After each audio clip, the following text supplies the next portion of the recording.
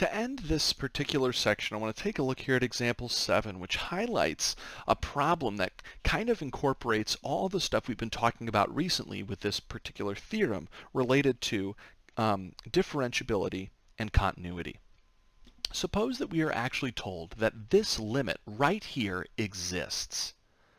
Okay, well, if we know that, what else might we actually know?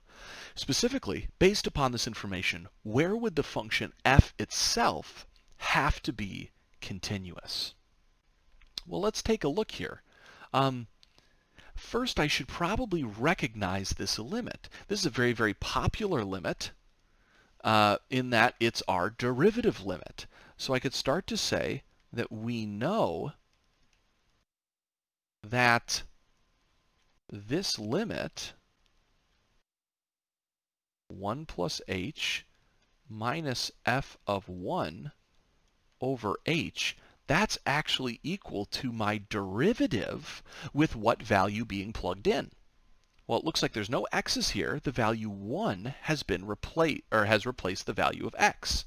So if I know that this exists, then f of x is differentiable at x equals 1, right? Because the derivative exists at that value. But then by the most recent theorem, if the function is differentiable at x equals 1, I can say that by the recent theorem, f of x is continuous at x equals 1 as well, right? It's got to be continuous there because it's differentiable there. Notice that then I can use this idea to kind of chain into part B. Well, if I know that the function's differentiable at 1, and therefore it's continuous at 1, can we figure out what this limit here would have to equal? Well, that's actually pretty straightforward. I could say by the definition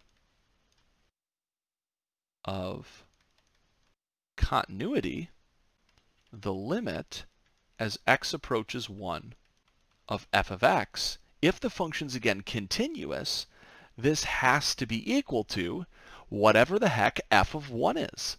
I don't know what f of 1 is, but I know that's what the limit turns into. That's a guarantee.